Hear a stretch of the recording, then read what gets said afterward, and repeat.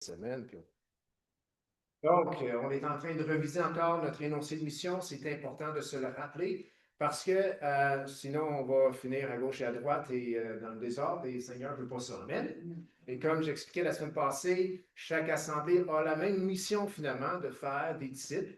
Donc, Jésus emmène, mais chaque assemblée va ensemble trouver sa façon d'exprimer cette vision ou cette mission.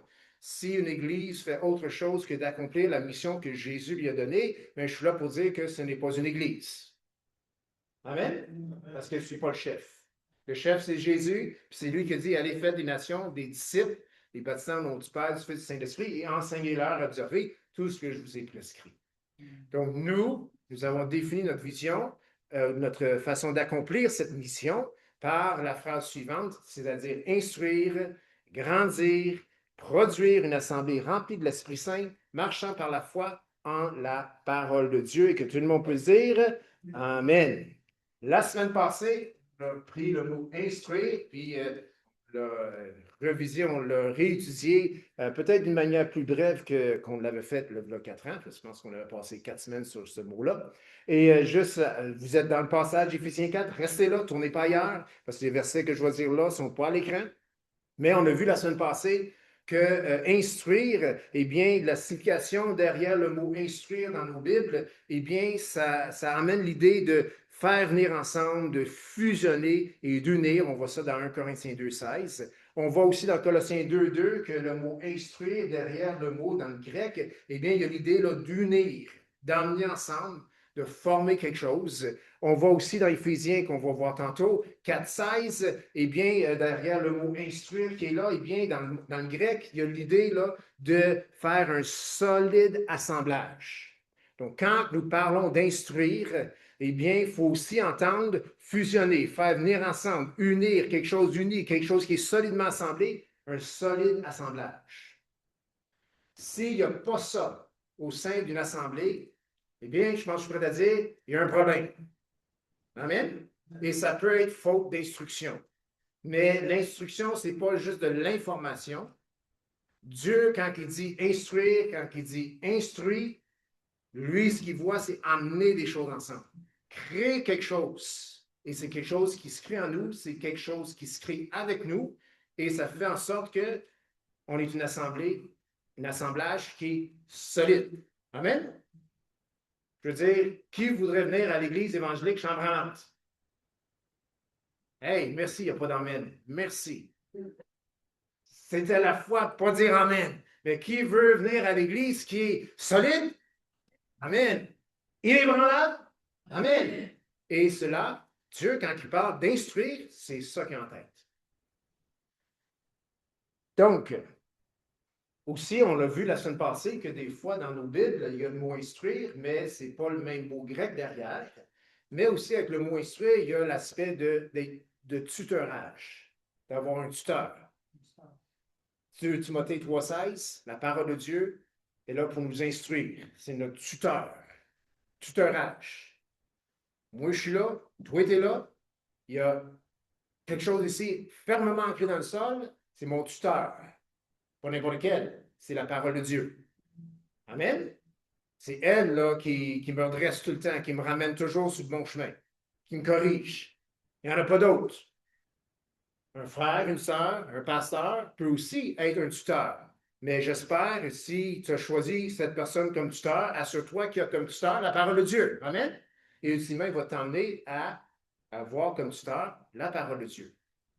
Donc, instruction ou instruire veut aussi dire tuteurage.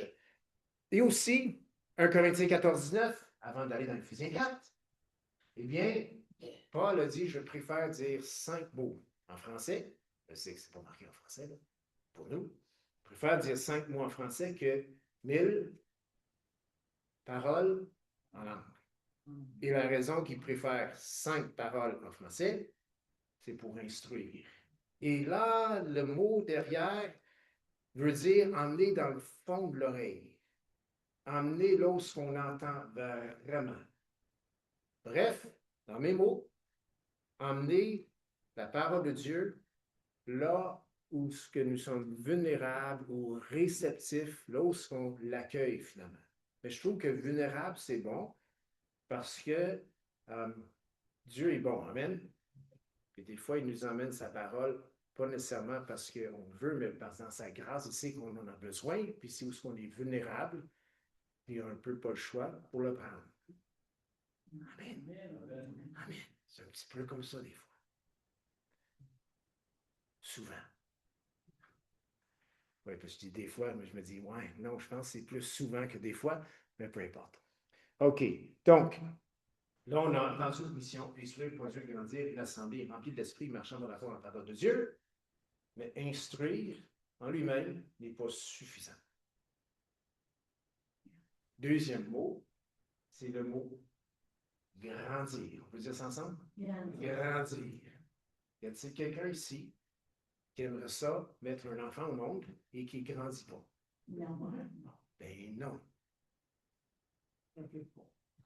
C'est comme là, on veut que tu restes comme un bébé. Je veux dire, les parents vont peut-être dire ça pour les 2 premières semaines, mais là, quand il dort plus, il dit, il va-tu grandir, celui-là? Oui. Il va-tu faire ses nuits, celui-là? Moi, je suis plus capable. Il y a peut-être quelques témoignages à ce sujet, mais peu importe. Mais jamais de la vie est-ce qu'on voudrait qu'un enfant reste petit, reste bébé. Jamais. Je veux dire, ça n'a aucun sens. Si quelqu'un dirait, moi, je veux que le bébé reste bébé toute sa vie. Ah oui, puis tu vas avoir 92 ans, puis il va être encore bébé. C'est pas ça que tu veux du tout. Donc, est-ce que Dieu est content qu'on reste des bébés spirituels? Eh non! C'est pas ça son cœur du tout. Mais pour ne pas rester bébé, il faut grandir. Instruire, grandir. Donc, on s'arrête sur ce mot-là, grandir ce matin, parce qu'instruire, ce n'est pas suffisant, ce n'est pas juste encaisser, de recevoir, bien que, si vous avez bien compris, celui qui est vraiment instruit, il n'a pas le choix, il va grandir.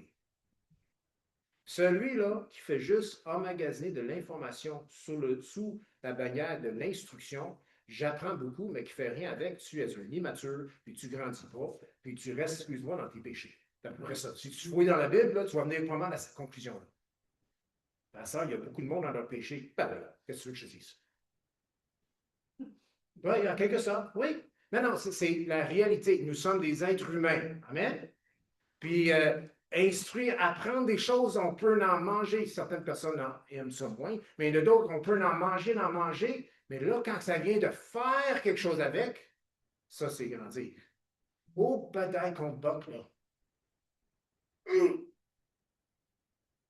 sais, le petit qui ne veut pas écouter maman, papa, qui boque. Hein? Ben, c'est parce qu'en quelque part, il résiste à la croissance, il résiste à grandir, il résiste à maturité, à maturer, à la maturité. Et n'empêche, il faut qu'il grandisse pareil. Amen? Donc, Éphésiens 4, versets 1 à 16, qui parle du corps, qui parle de l'Église, qui parle des dons et qui parle aussi de croissance ou de grandir.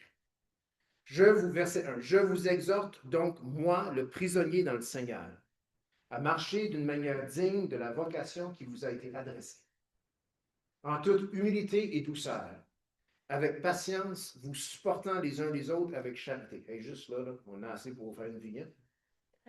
En toute humilité et douceur, avec patience, vous supportant les uns les autres avec charité, vous efforçant de conserver l'unité de l'esprit par le lien de la paix. Il y a un seul corps, un seul esprit, comme aussi vous avez été appelés à une seule espérance par votre vocation. Il y a un seul Seigneur, une seule foi, un seul baptême, un seul Dieu et Père de tous, qui est au-dessus de tous et parmi tous et en tous. Mais à chacun de nous, la grâce a été donnée selon la mesure du don de Christ. C'est pourquoi il est dit, étant monté en haut, il a amené des captifs et il a fait des dons aux âmes. Or, que signifie il est monté, sinon qu'il est aussi descendu dans les régions inférieures de la terre? Celui qui est descendu, c'est le même qui est monté au-dessus de tous, de tous les cieux, afin de remplir toutes choses.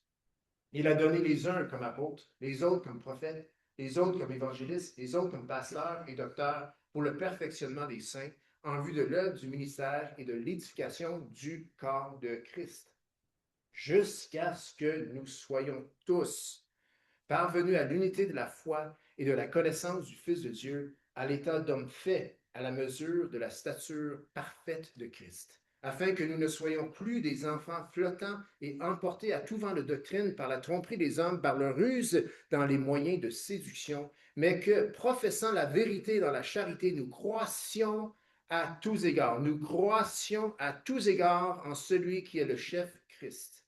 C'est de lui, et grâce à tous les biens de son assistance, que tout le corps, bien coordonné et formant un solide assemblage, tire son accroissement selon la force qui convient à chacune de ses parties et s'édifie lui-même dans la charité. Seigneur, merci pour ta parole. Merci pour ton Saint-Esprit. Merci pour l'œuvre que tu fais en nous, au travers de nous, par nous. Merci que tu as choisi de te servir de nous, Seigneur, tes enfants, pour faire avancer ton œuvre. Et Seigneur, que rien n'empêche, surtout pas nous-mêmes, Seigneur, l'avancement de ton œuvre. Seigneur, on veut dire non à la chair lorsqu'elle veut faire empêcher l'avancement de ton œuvre. On veut même dire non à nous-mêmes, Seigneur, lorsque nous-mêmes, on peut empêcher l'avancement de ton œuvre. Seigneur, ce que nous voulons, c'est ta gloire, c'est-à-dire que tu te glorifies parmi nous. Et Seigneur, oui, que nous puissions être prêts à dire, oui, que nous sommes prêts aussi à payer le prix pour voir, Seigneur, ta gloire se manifester parmi nous. Seigneur, nous prions pour une Église qui reflète un solide assemblage, une unité, comme cette première Église qu'on trouve dans le livre des Actes qui était d'une même pensée, un même sentiment, un seul cœur. Ils marchaient ensemble. Seigneur, que ce soit ainsi pour nous aussi. Seigneur, amène-nous à grandir. Et c'est dans le nom de Jésus qu'on a prié. Amen. Donc, le titre ce matin, c'est Vision, partie 2. Vision 2, c'est pas une deuxième vision. Deuxième partie, instruire la semaine passée, grandir cette semaine. Et ça se peut qu'on passe plus qu'une semaine sur grandir. Amen. Amen. Je trouve qu'on a plein d'instructions. Je pense qu'il faut grandir. Amen. Yes. C'est quoi grandir? Bon, c'est quoi la définition que vous allez trouver dans le dictionnaire? C'est pas la définition que IA va te donner. L'intelligence artificielle, très intelligente, artificielle aussi, des fois avec des bonnes informations. La définition que je vais vous donner ce matin, c'est celle qu'on trouve dans la parole de Dieu. Amen.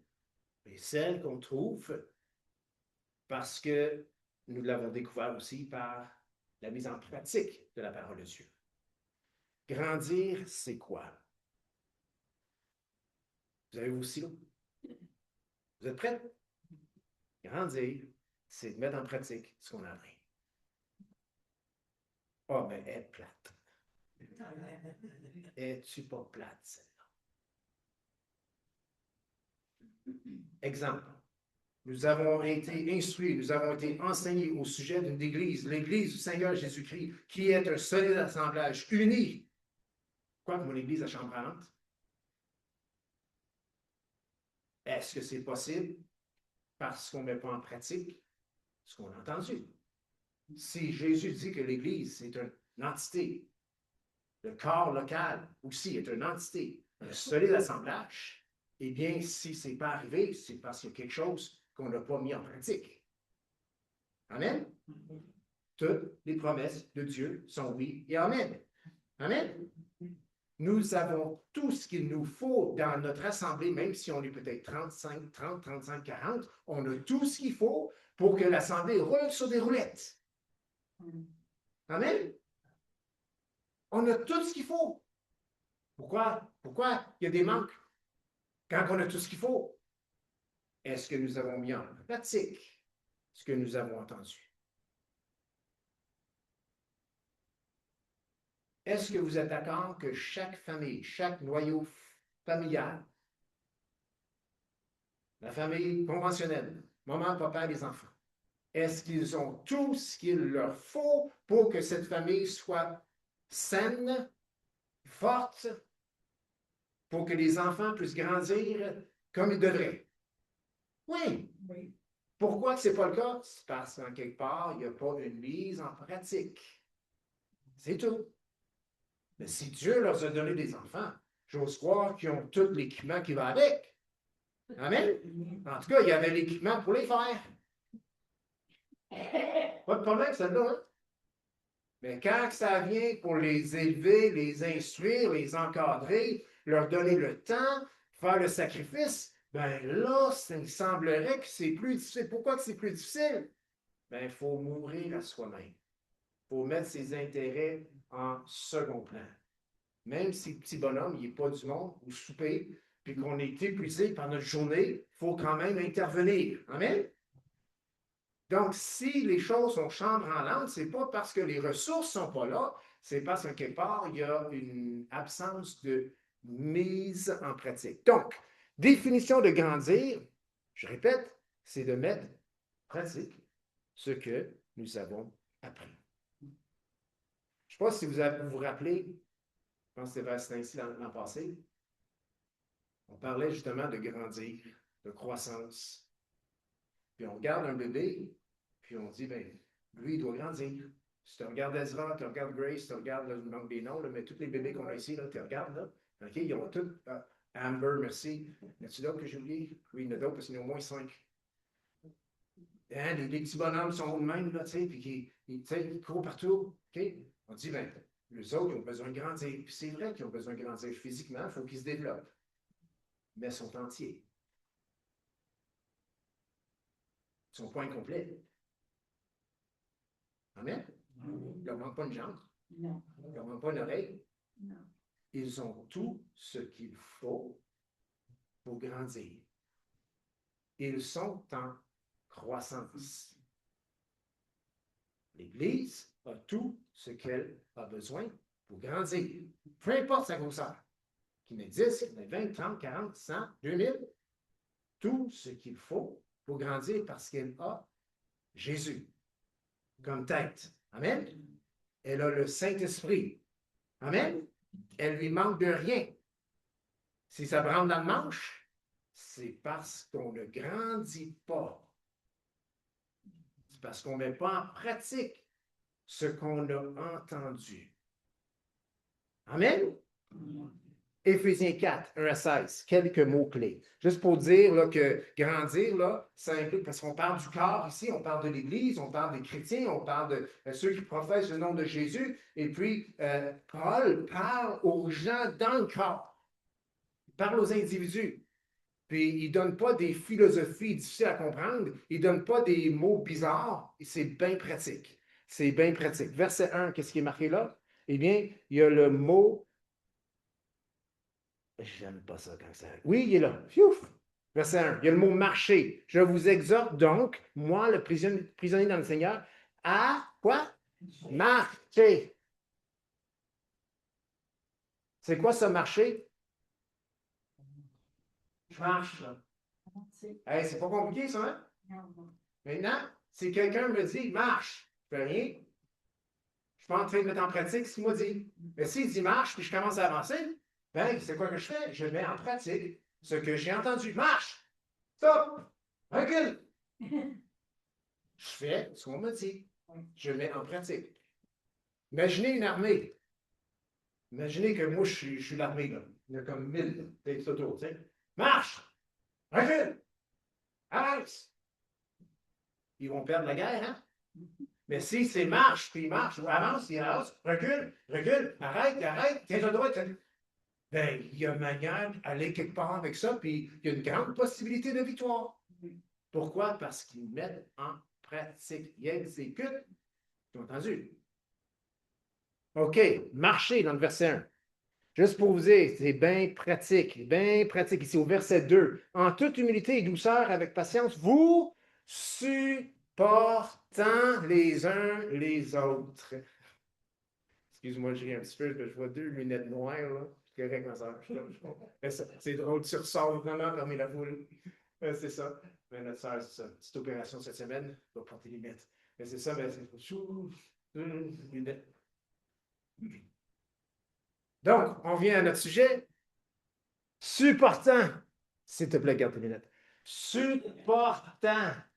C'est pratique, ça. Comment je supporte quelqu'un? On n'ira pas là parce qu'il y a bien des choses qu'on peut faire pour supporter quelqu'un, mais c'est juste pour vous dire, c'est pratico-pratique. Grandir, c'est de faire ce qu'on entend, ce qu'on nous a dit. C'est d'accomplir ou rencontrer l'instruction qu'on a reçue. Verset 3, efforçant, vous efforçant de conserver l'unité et de l'esprit par le lien de la paix. Wow! Efforçant, ça veut dire que ça n'arrive pas tout seul. Ça ne se maintient pas tout seul. Non, il faut s'efforcer à garder l'unité, les liens, l'unité de l'esprit par le lien de la paix. Puis là, si on voit dans les versets suivants, Paul part dans un genre d'énumération avec des un seul corps, un seul esprit, un seul Père, des fois deux fois une. Pourquoi est-ce qu'il part en disant qu'il y a un seul corps, un seul esprit, comme vous êtes appelé à une seule espérance, par votre question. Il y a un seul Seigneur, une seule foi, un seul baptême, un seul Dieu et Père de tous. Il est en train de nous dire là, que toutes les choses de Dieu, là, c'est tout un. Pourquoi êtes-vous fragmenté quand votre Dieu est un? Pourquoi est-ce que vous allez dans 100 directions ou 35 directions différentes quand il y a un esprit? Pourquoi est-ce qu'il y a fragment? Donc, en regardant le texte, en priant, je me disais, ben, il doit nous dire un parce que le corps a cette tendance humaine de se fragmenter. Quand je dis corps, je veux dire l'Église locale. Le rassemblement local a tendance à se fragmenter, à se disperser, à aller de part et d'autre. Mais il faut se rappeler, un seul corps, un seul esprit, une seule espérance, un seul Seigneur, une seule foi, un seul baptême, un seul Dieu, Père de tous. C'est un. Pourquoi vous êtes 30, 30, 24, 24? Pourquoi est-ce que vous allez partout? Dieu est un. Très bon rappel. S'il y a fragmentation, je vais vous dire pourquoi il peut y avoir fragmentation au sein d'un corps, d'une église locale. C'est parce qu'il n'y a pas de mise en pratique. Et cette église ne grandit pas. Elle va avoir de discuter à grandir en nombre et spirituellement, elle ne grandira pas non plus. La fragmentation, c'est un signe clair de dysfonctionnement, il y a quelque chose qui ne fonctionne pas quelque part. Et Paul, ici, si on prend ces passages puis on les met en pratique, il n'y en aura pas de fragmentation. Il n'y en aura pas de choses non comblées parmi cette assemblée locale. Et en plus, s'il y a fragmentation, bien, comme j'ai dit, il n'y a pas de pratique. Puis au verset 1, eh bien, on nous parle que de marcher d'une manière digne. S'il y a fragmentation, ce n'est pas d'une manière digne, donc d'une manière indigne. Et au verset 2, on nous parle aussi en toute humilité et douceur, avec patience. Eh bien, sais-tu quoi? Lorsqu'il y a fragmentation, il n'y a pas d'humilité. Non, c'est chacun qui marche pour lui-même. Et il y a peut-être un manque de douceur, de patience. Et patience, tu sais, on peut être patient, parce que puis finalement, notre patience là, devient l'excuse pour juste pas intervenir, ou rien faire, ou laisser les choses aller. C'est pas ça la patience. La patience, là, c'est quand les choses sont plus difficiles, là, puis que ça frotte les caractères, puis les mauvais points peuvent sortir, là, bien, nous patientons, parce que nous sommes en croissance, parce que nous grandissons. Amen? Je veux dire, c'est tellement facile d'être patient, hein, quand il n'y a rien qui se passe. Ben ça, on endure, là, pas bon. C'est tout, là. C'est pas de la patience, ça. Pas du tout. Et en plus, au verset 3, c'est écrit, vous efforçant de conserver l'unité de l'esprit par le lien de la paix, la fragmentation n'est pas paisible. C'est quand on est uni, quand on est un, que la paix est là. Verset 12. Donc, grandir, c'est de mettre en pratique ce que nous avons appris. On voit que c'est de manière pratique. On parle de marcher, supporter, s'efforcer. Et aussi, c'est pour le perfectionnement. Verset 12. Pour le perfectionnement des saints en vue de l'œuvre du ministère et de l'édification du corps de Christ. Maintenant, quelqu'un peut dire, ben, verset 11 parle de 5 dons de ministère, et puis c'est ces choses-là qui sont pour le perfectionnement. J'entends, j'entends. Premièrement, je vais être franc avec vous, il y a plein d'opinions sur ce passage-là aussi. OK? Donc, et des opinions, on peut en prendre et en laisser. Amen? Il y en a qui disent, il y a des apôtres aujourd'hui, il y a des prophètes d'aujourd'hui, il y en a. OK, OK, j'entends. Mais il y en a d'autres qui disent aussi qu'il y avait le temps des prophètes dans l'Ancien Testament, il y avait aussi des apôtres dans le Nouveau Testament, puis aujourd'hui, c'est plus des pasteurs et des évangélistes. Mais les 5 sont là quand même dans le fondement de l'Église, dans l'enseignement de l'Église. Ah, j'entends. Puis c'est tout bon. Ce qui est important, c'est que Jésus est toujours la tête de l'Église et que l'Église, elle soit dans l'unité. Et ces 5 ministères, peu importe quand est-ce qu'ils sont à l'œuvre, ces 5 ministères sont là pour le perfectionnement des saints. Et le perfectionnement des saints vient parce que les saints sont en croissance, ils grandissent. Amen? OK, on vient là. Le perfectionnement. Qu'est-ce qui est derrière? Là, encore, je veux juste vous emmener au fait que grandir, là, parce qu'ici, perfectionnement, il n'y a pas de problème, mais on fait le lien. Ah, le perfectionnement, c'est la croissance, c'est l'amélioration, c'est d'aller en grandissant. On n'a pas de problème pour comprendre ça. Mais juste pour vous dire que c'est vraiment aussi au niveau pratique. Vous savez, on a plusieurs versions de nos Bibles, hein? Plusieurs traductions. La plupart ici ont la Louis II 1910. OK? Il y a la Nouvelle Bible seconde qui date de 2000. Mais tu as aussi la Bible seconde, tout simplement, pas la Nouvelle Bible seconde, mais la Bible seconde 21, qui a été qui est sortie vers 2006. Et bon, elle est peut-être moins euh, proche des racines grecques ou hébreux, OK? Donc, on parle là qu'ils traduisent plus le sens, ou il y a une importance donnée pour traduire le sens au lieu de manière littérale des mots. Donc, en quelque sorte, on peut dire, ben, ça pourrait sembler un peu moins fidèle aux textes originaux, mais en même temps plus comprenable pour nous, les gens en 2026. OK? La nouvelle Bible seconde, 2000, la version aussi que la plupart ont ici, Louis II, 1910, je pense. OK? Bien, c'est beaucoup plus rattaché au texte original, mais parfois, il faut comme restructurer un peu les phrases pour bien comprendre. Hein, c'est plus littéral. Mais ils sont tous bons. Et c'est tous des gens calés dans les langues qui ont fait ces traductions. Tout ça pour dire, dans la Bible la seconde 21, donc qui est une traduction plus de sens, OK, plus courante, OK, voici ce qu'il dit au verset 11, verset 12. Même ligne que le perfectionnement des saints, c'est écrit, ils l'ont traduit comme ça. Il l'a fait, donc le verset 11, ensuite verset 12, il l'a fait pour former les saints aux tâches du service. Oh, je préfère l'autre traduction.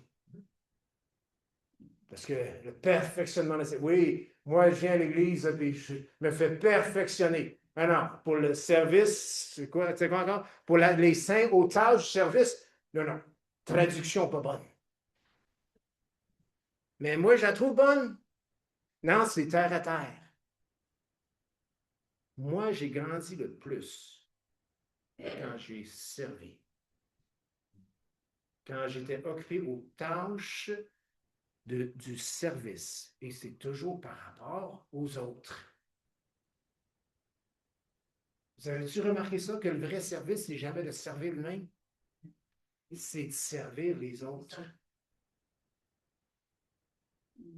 Le perfectionnement des saints. Les 5 ministères, au verset 11, sont là. Pourquoi? Pour former les saints aux tâches du service. Puis, vous savez quoi? Je l'aime la traduction parce que Jésus, il est venu pourquoi? Pour servir, pour donner, pour mourir.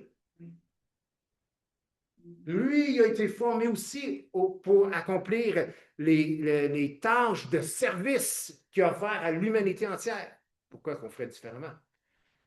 Second 21 dit, il l'a fait pour former les saints aux tâches du service en vue de l'édification du corps de Christ. Lorsque nous servons, nous édifions.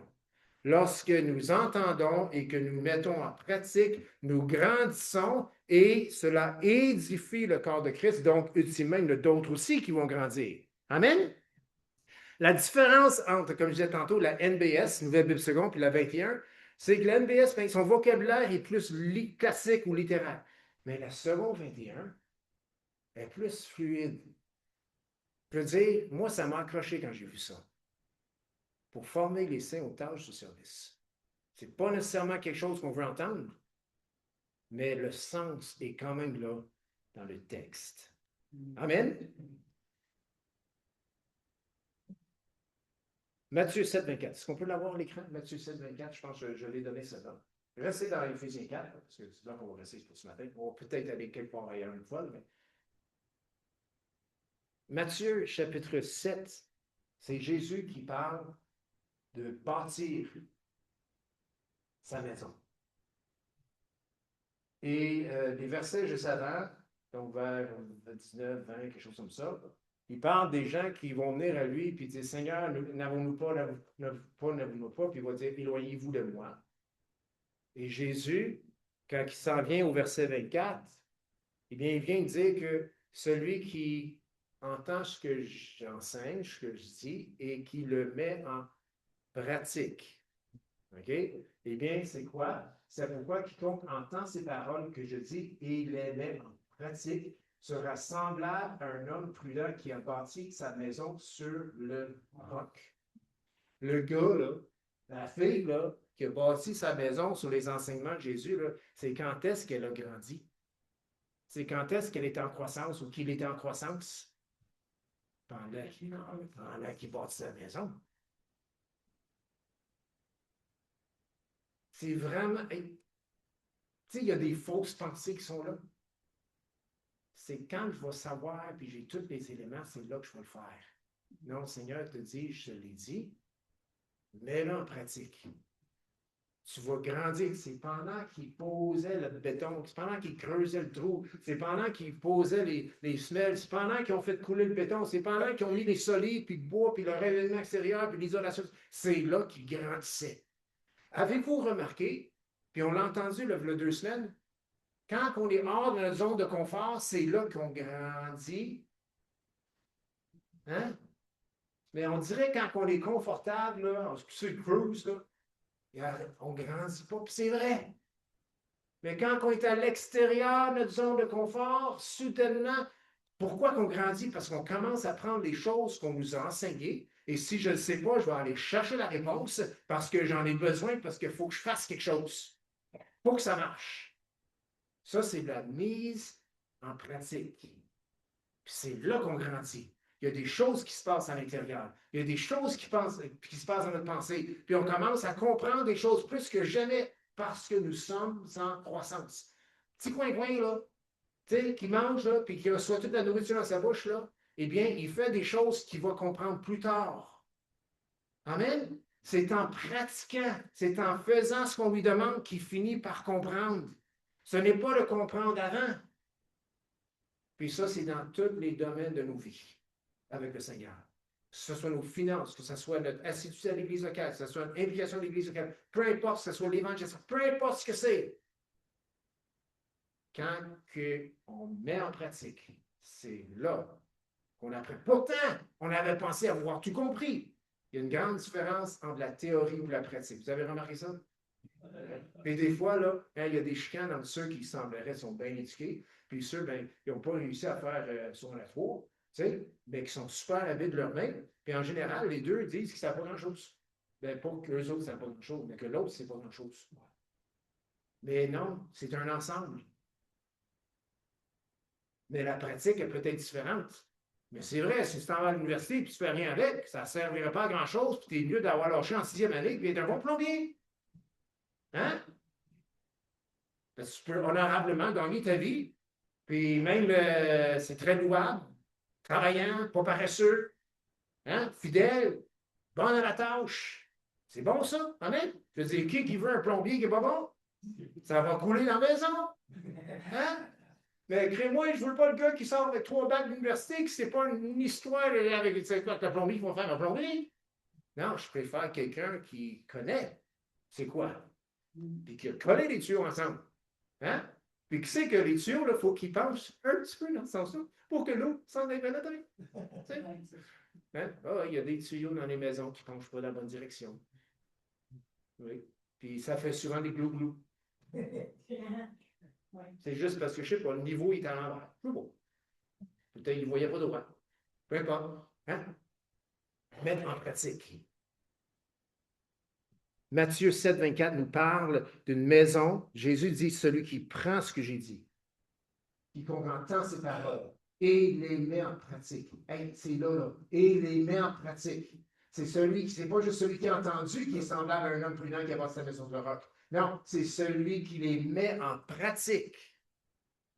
Lui sera semblable à un homme prudent qui a bâti sa maison sur le roc. Ça ressemble à quoi, ça? On n'a pas lu tantôt? Un solide assemblage? Quelque chose d'inébranlable? Celui qui entend les paroles de Jésus et qui les met en pratique, il sera donc, il va refléter jusqu'à un certain point la solidité, l'unité, quelque chose inébranlable. Oui, oui, bâtis ta vie sur Jésus et c'est ce qui va arriver.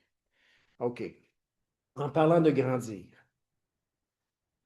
et pour justifier le point, désolé, je ne suis pas porteur de mauvaises nouvelles, je suis porteur de vérité ce matin. Amen? Mais en général, la croissance, c'est souffrant. En général. À moins que, étant une personne qui grandit, vient à apprécier ces moments de croissance qui ne sont pas faciles, mais qu'il sait qu'il y a toujours quelque chose de bon à la fin.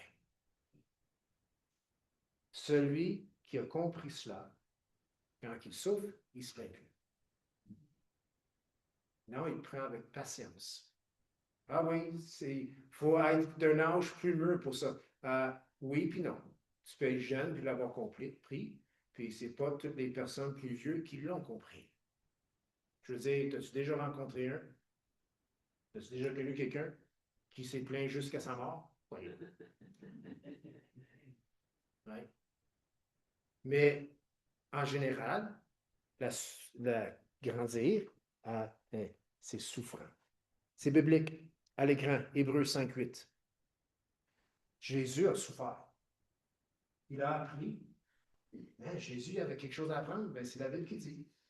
Il a appris, bien qu'il fût fils, il a appris l'obéissance. Hein? C'est ce que dit la parole de Dieu. Et comment il a appris l'obéissance? C'est par les choses qu'il a souffertes. Comment que Jésus a appris l'obéissance? Parce que nous, dans notre tête, là, obéissance implique qu'on est désobéissant. Pour nous, automatiquement, on fait ce lien-là. Ce n'était pas nécessairement le cas pour Jésus. Donc, Jésus a appris l'obéissance sans être désobéissant. Quelque chose pareil, là. Il a appris l'obéissance sans être désobéissant. Jésus n'a jamais péché. Puis le péché, qu'on soit conscient que c'est mal ou pas, ça n'enlève pas le fait que c'est un péché. Donc Jésus n'a même pas péché inconsciemment. Il a appris l'obéissance sans être désobéissant par les choses qu'il a souffertes. Quand tu apprends l'obéissance, c'est parce que tu es en croissance, c'est parce que tu grandis. Et en général, on apprend par des choses qui nous infligent une certaine souffrance. Ben, c'est les moments les plus difficiles, mais c'est les moments où on a grandi le plus. Luc 5, 22, 5, 52, 5, non, 2, 52, nous dit que Jésus grandissait, croissait, le mot là, croissait en sagesse, en stature et en grâce devant Dieu et les hommes. Derrière le mot croissait ici, okay, c'est le mot grec prokopto qui veut dire aller de l'avant comme si on nous poussait, comme si on nous battait. On peut dire ouch. On ne s'attend pas à ça, hein? Oui, c'est comme, puis s'il vous plaît, prenez pas ça littéralement, OK? Parce que la DPJ va être à votre porte. OK? On ne fait pas avancer quelqu'un en le battant. Mais c'est le sens derrière. C'est d'avancer, aller de l'avant comme si on nous poussait, comme si on nous battait. Ben, grosso modo, ce qu'on comprend, il allait de l'avant. Parce que si tu ne vas pas de l'avant, il y a quelque chose qui va te pousser vers l'avant. Quand c'est marqué Jésus croissait en sagesse, ben Jésus allait de l'avant comme si on poussait, comme si on battait en sagesse, en stature, en grâce devant Dieu et les hommes. Jésus est en croissance, puis ce n'était pas nécessairement relaxant. C'était peut-être même souffrant. Puis on connaît la fin de Jésus, c'est-à-dire à 33 ans, il a donné sa vie. Il est mort à la croix. Oui, il est resté aussi, mais il a souffert. Il a souffert. Mais même le Fils de Dieu, dans ses souffrances, il a grandi. OK. La plupart de ces moments de croissance, pour nous, les enfants de Dieu, et pour nous, êtres humains, arrivent sans qu'on demande pour. Oui. On pourrait creuser là un petit peu, là. C'est comme, tu sais, le bébé qui n'est pas du monde puis qui nous réveille à tous les heures de la nuit, là. On n'a pas demandé pour. Ben, là, t'as tort. Et lui, c'est toi qui l'as mis au monde. Et tu as demandé pour. Tu ne savais peut-être pas dans quoi tu t'embarquais. Mais c'est pour ça qu'on tombe en amour. Tu sais, je me suis posé la question pourquoi, une fois. Pourquoi les gens qui se marient, il faut toujours qu'ils tombent en amour? Eh bien, la réponse, c'est parce que sinon, ils ne se marieraient jamais. Ils verraient la vérité en pleine face. Hein? Hey. Mais on grandit là-dedans. On grandit là-dedans. Puis il faut y persévérer. Maintenant, c'est la plupart de ces moments, on ne demande pas pour. Et je dis bien la plupart parce qu'il y a des moments de souffrance qu'on n'a pas demandé pour. Puis qu'on souffre parce qu'on a été fidèle à Jésus. Puis on n'a pas demandé pour celle-là.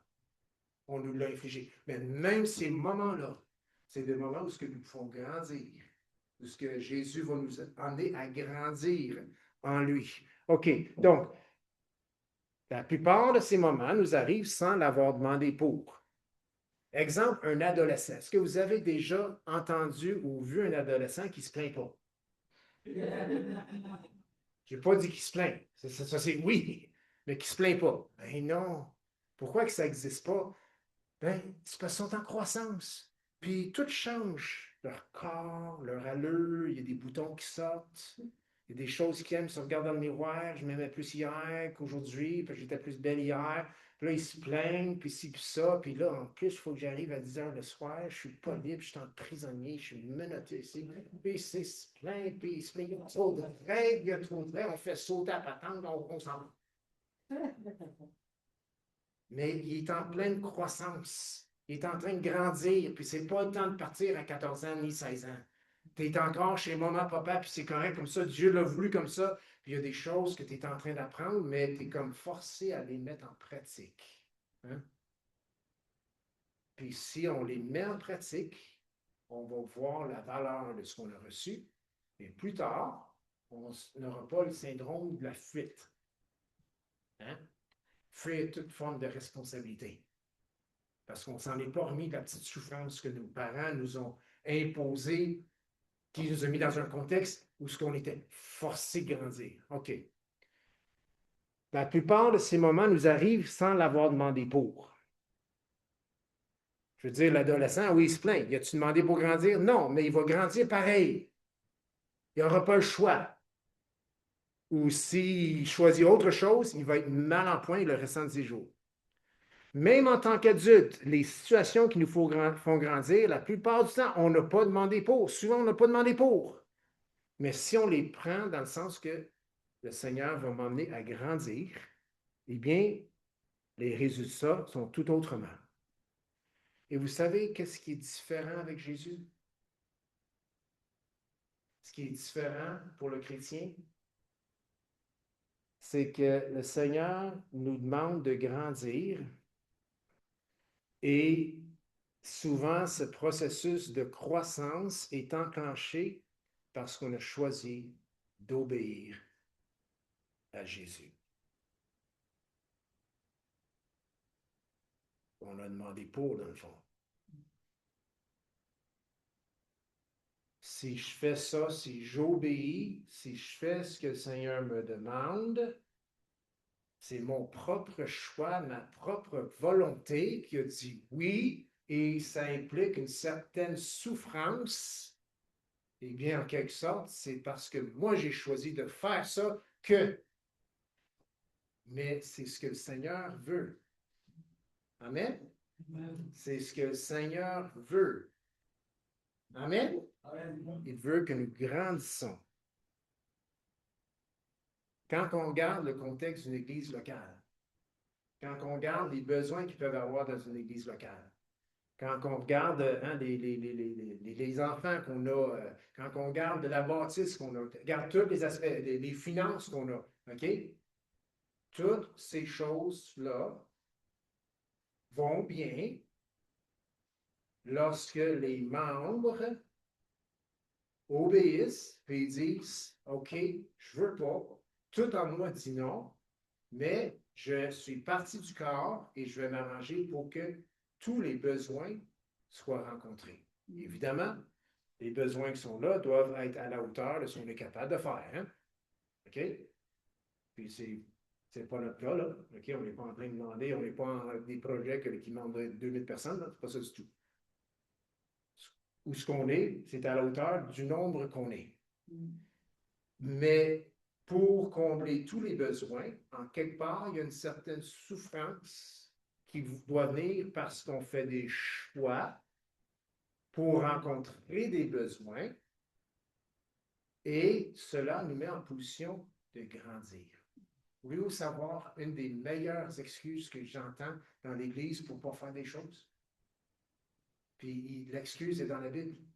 Ce n'est pas, pasteur, selon mes dons. C'est drôle, celle-là, il n'y a pas de don dans l'Église pour celle-là. Donc, oh non, pasteur, ce n'est pas selon mes dons. C'est quoi tes dons? Telle chose. Ça n'existe pas encore dans l'Église. C'est comme. OK? Mais il faut comprendre que si on comprend, si on écoute tous les dons qu'il y a, puis on s'en va de même, ça fait de la fragmentation. C'est bien beau de dire que c'est selon leurs dons, mais le corps s'en va partout. Et la plupart du temps, les choses les plus importantes sont négligées. Donc, une part de la souffrance, c'est peut-être de faire quelque chose qui n'est pas selon moi, nécessairement selon mes dons.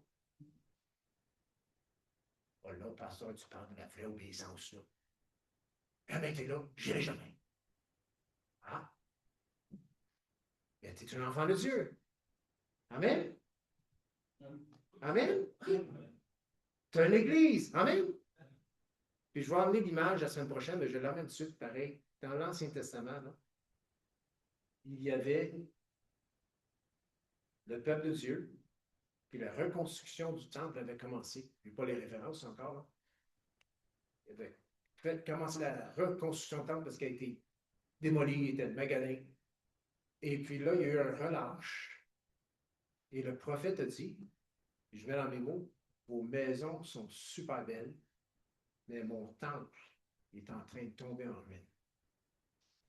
Puis il a dit que le peuple était dans l'erreur. Pensez-y, tout le monde fait bâtir sa maison, puis toutes les maisons sont belles. Tout le monde travaille pour soi.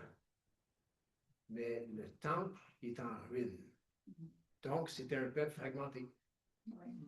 C'était un peuple dispersé, bien qu'il habitait dans la même ville. Et la preuve, c'était que le temple se détériorait. Tant c'était là que Dieu avait dit, il faut en prendre soin, sans négliger non plus les autres choses. Amen? OK. Quelle heure, là? Il est 39. Enfin, je devrais quasiment terminer là, mais très rapidement, on retourne à notre texte dans Éphésiens 4, au verset 16. C'est marqué à la fin, c'est de lui et grâce à tous les liens de son assistance que tout le corps bien coordonné et formant un solide assemblage tire son accroissement selon la force qui convient à chacune de ses parties et s'édifie lui-même dans la charité. Vous pouvez souligner, là, tire son accroissement. OK? Derrière le mot, là, OK, tire son accroissement, eh bien, c'est le même mot qui est par ailleurs traduit par croissance. Il y a une différence entre croître et croissance. Il y a une différence entre croître et croissance. Pour ceux qui se connaissent un peu le français, croître, c'est un verbe. C'est ça? Pfiou! Je crois, tu crois, il croit, nous croissons, vous croissez, croissent. C'est ça? Dans le moment présent, c'est ça? Bon, on fait du passé. Voilà. Croître, c'est un verbe. C'est quelque chose qui se passe, une action. Croissance, c'est pas un verbe, c'est un nom. C'est quelque chose, c'est une substance, c'est la croissance. Pourtant, on est là, puis la croissance, c'est un processus. La croissance, c'est l'enfant qui grandit, il est en train de croître. Oui, c'est ça. Il est en train de croître et cela produit la croissance. Regardez le passage, il tire son accroissement. Il tire sa croissance selon la force qui convient à chacune de ses parties. Tout cela pour dire, quand nous grandissons, cela peut être souffrant, cela peut être difficile, cela peut nous emmener à l'extérieur de notre zone de confort, mais dans cela, on doit tirer notre accroissement, on doit se nourrir de des enseignements, et si vous voulez, de notre Seigneur Jésus. C'est lui qui est notre croissance. C'est lui qui est notre croissance. Excusez. C'est pas lui qui est notre croître. Non, je dois croître. Je dois grandir. Mais comment est-ce que je vais grandir? C'est en me nourrissant de cette croissance, de ce qui est déjà mûri, de ce qui est déjà accompli, de ce qui est déjà établi. Et ce qui est déjà établi, ce qui est déjà accompli, c'est notre Seigneur Jésus, la tête, le chef de l'Église. Amen? Comment est-ce qu'on fait ça? On vient, étape 1. Passe du temps avec le Seigneur. Passe du temps à sa parole. Exerce, mets en pratique ce qui est là. Et tu es en train de te nourrir de cette croissance. Et en te nourrissant de cette croissance, crois-moi, tu vas croître. Parce que tu es en train de prendre une nourriture qui est complète. Toutes les protéines spirituelles sont là. Toutes les vitamines spirituelles sont là. Tout ce qu'il te faut là est là. Mais il faut prendre cette croissance. Pas nos propres forces, pas d'autres choses en tout. Non, non, c'est souffrant, c'est difficile, je suis en train de croître et je me nourris de cette croissance. Celui qui fait ça, il va grandir, puis il va être solide. Amen? Amen. J'aimerais inviter nos musiciens. On va se lever ensemble. Étirez vos jambes un petit peu.